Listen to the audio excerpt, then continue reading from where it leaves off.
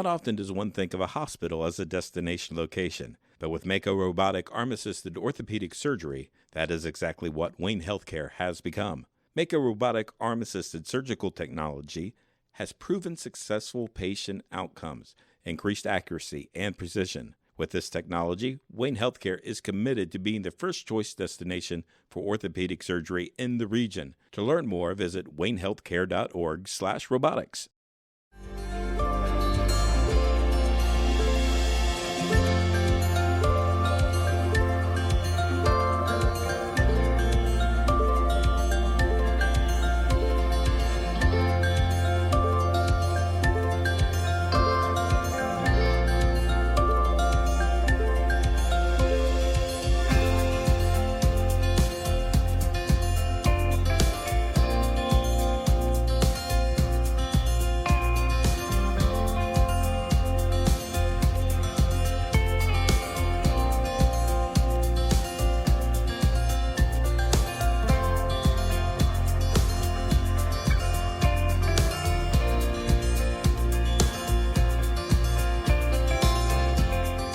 Here for you through every stage of life. Together we grow. Member FDIC, an equal housing lender.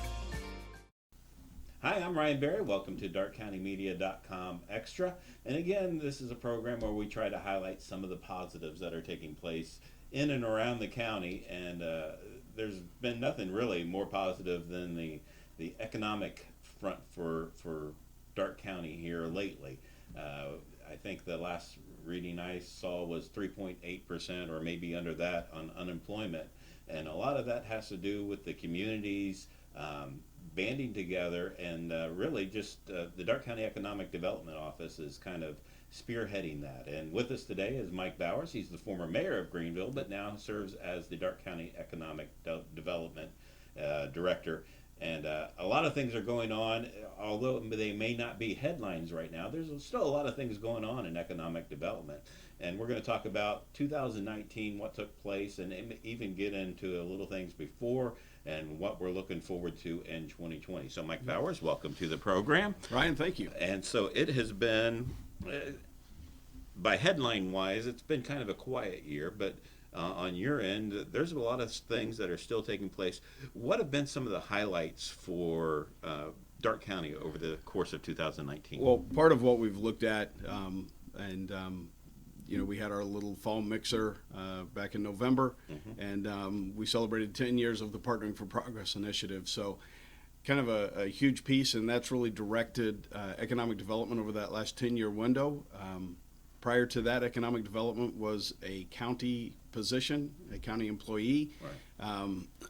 Excuse me, it was felt that in order to move economic development forward and to be a little more proactive as opposed to reactive and just waiting for someone to come to you, that a public-private partnership would be a better avenue. So that moved forward 10 years ago. Mark Salek had the position before I did, and John Greendyke before Mark.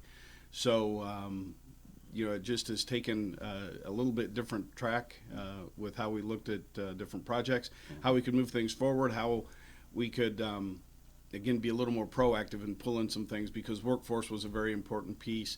Trying to get new companies into the communities was an important piece, but how do you kind of get all those things working in unison and everybody rowing the boat in the same direction? So that was nice to celebrate that piece this year and to see how that programming and all those things have moved forward. With that, you kind of look no further than Versailles, and you're fortunate to have a company with the wherewithal of a Midmark that decides that they're going to put in a $46 million technology center, and that was just a great announcement last year. It's now moved through 2019 and on into 2020, and it'll add close to 100 new jobs, but just the whole realm of things. And, so they're big nationwide and worldwide with medical, dental, and animal health. And so all three of those divisions continue to grow, which was nice for them to make sure that their Versailles campus became the central focus and the central point of that. So bringing that in, then also, you've got a can-do attitude in the village of Versailles, from the mayor to a village administrator to a village council, and that said, housing is going to become an issue, a thing that we can tackle as well. So they ran utilities to the 79-unit subdivision that's called the Rosecomb subdivision. So that helps move the community forward. And, that kind of attitude is also very prevalent in a lot of the other communities around. So, you've got Ansonia and Arcanum, New Madison, Greenville. The other little part was a small village of Osgood, Ohio. That's, again, that northern part of the county that is in that Marion local school district. But, you go just a little further north of Versailles and you hit Osgood, and they had 5 projects this past year. And, it was just it was truly a joy to work with that city council, because, again, you ran into the same thing. You had a mayor and a village council that just wanted to see things move forward, and how those opportunities presented themselves. So a company called OPAC, or Ohio Production Paint, they do exterior doors for the housing industry and garage doors. So they paint things for Clopay, and they had picked up a new customer just outside of Pittsburgh, Pennsylvania. Their business grew, so they're building a 30,000 square foot building, new site. Fun fact is, talking to the ownership there, as they're looking at moving that project forward, their customer base has continued to grow. So the 2 buildings they were in that were separated by a state route, they're still going to keep those and continue to grow their business. So that was one project for Osgood. You've got Osgood State Bank that has pulled a lot of their pieces together, and they're putting a community center in the building that they're doing as an addition to pull all their backroom stuff together. The Do Good Inn up there just opened a couple weeks ago, so I would tell everybody to definitely check that out. Go up to Osgood, Ohio, visit the Do Good Inn, check online for what their hours and all that are. But it's the Do Good Inn and Ministry Center, and that project was done all through donations. So it's a great story in and of itself. But that was another project that was going on in the village of Osgood, and so that Do Good Inn needed property. They bought Betty's Whole Foods. Betty's Whole Foods then is going to be building a brand new location right across from the firehouse in the village. So it's just amazing. A community that's 300 plus is looking at some different things. The possibility of adding an industrial park in 2020, wanting to increase their housing stock. So just a lot of neat stories that go on in Darke County. And some of those are ones that we're just here in Greenville, or even Southern Darke County, just not aware of, because it seems like it's so far north. Right. And but it's still part of the county, and it's still things are happening, and that's just happening all around. I mean, Arcanum has a great new mayor, and Greg Baumley that seems to be a go-getter. I mean, Ansonia seems to just be moving right along. Union City, even now, we had a piece this week about a new group coming in there, the Rangeland Group or something. Yeah. And that went into the old Armstrong building, and they were able to take 15,000 square foot of a 60,000 square foot facility that industrial property brokers owned, and they were able to place that company there. So again, a nice little addition to the village of Union City, and they've got a great opportunity because they've got that industrial park over there, complete with the water tower. And, Mr. Eshman still has 45,000 square foot still in that building that will look to help him get another company in. But, a lot of those things, and you mentioned Greg Baumley, and, the things that have happened in Arcanum and their village council and their Arcanum CIC, again, is working to see how you can progress the community. So we have had opportunities this year to meet with all our communities and just get everybody thinking about 1, 3, and 5 year plans of what you would like your village to look like in the future, and see how we can kind of correlate those plans to what we're looking at as a strategic plan for the Economic Development Office, and how we can just be a resource from my office to those villages. And so, Bill Kessler, as the village administrator in Arcanum, has done a great job with with getting those pieces put together. You got Mayor Baumley, who's been a little aggressive with different things, Right. but they just put in a wastewater treatment facility. They're They're working building on their new building, yeah. their new administration building, and then the high school just added the new Right. ag education area, and they've got a community center in there. So, that's kind of a common theme with our villages is that community pride, and that's really a great piece. And when you see people pulling together like that and moving projects forward, it just puts Stark County in a great light. So makes my job a little easier as we talk to site selectors and talk to different pieces, and we say, here's what we've got going on in Darke County. Here's the positives that we have going on in Darke County.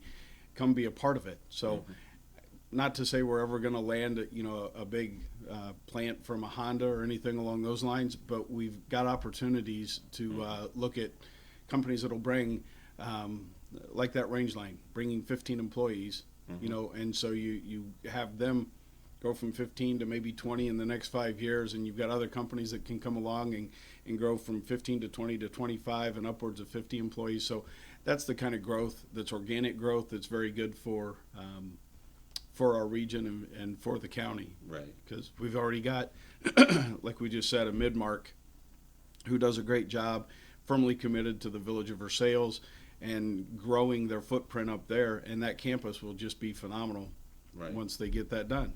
But then you don't lose sight of, you've got some other local businesses. You had an Endless Pint that just started up downtown. Nice little addition that's a nice little amenity to the community. You've got a King's Command that just put in another line of production this past year. And it's hard to imagine a place putting out 1 million pounds of meatloaf in a week, but God love them. They're able to do those things. And so, they've been able to grow a bit. And you've got all those other businesses in that community that have been small businesses that have started and have grown. And that's why you've got the 2 little industrial park areas in the Village of Versailles, and they're looking to continue to grow those businesses. And you mentioned one word there, the amenities. And that really is something that businesses look at when they come into town. What do you have? What are our employees going to be able to do once you're there? It's the parks, it's the schools, it's the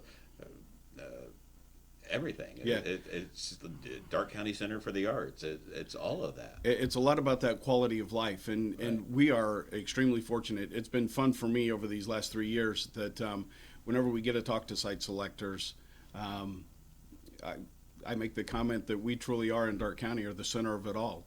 And they'll look at me for a second and go, what do you mean by that? I'm going, you're 60 to 90 minutes from Indianapolis, Cincinnati, and Columbus. So if you want some bigger city amenities, you're right there. You can come back to Greenville for a better quality of life, a better cost of living, and we still have some of those amenities. Like you said, DECA does a great job with Memorial Hall and putting the programming in, the barbecue and blues, and you can go down the line of the different pieces that they put together for folks. And Andrea Jordan does a great job of making sure all that pulls together. But again, you look at the Darke County Visitors Bureau becomes a part of that. The Main Street Greenville program becomes a part of that. So, it's all those pieces working in concert that allow that quality of life and some of those lifestyles. Now, are we perfect in that regard? No, but I think we've got things moving in the right direction. So adding to those amenities that we've already got, and you mentioned schools as well.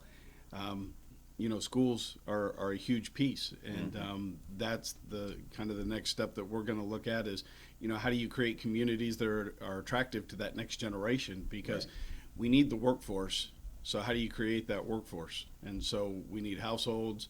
We need to upgrade our housing stock, and we need to bring people into the community, and then that creates a greater community. So those are different things that you kind of look at and you pull together, but it's definitely things moving in a very positive direction in Darke County, and again, everybody working in concert and pulling things in the same direction.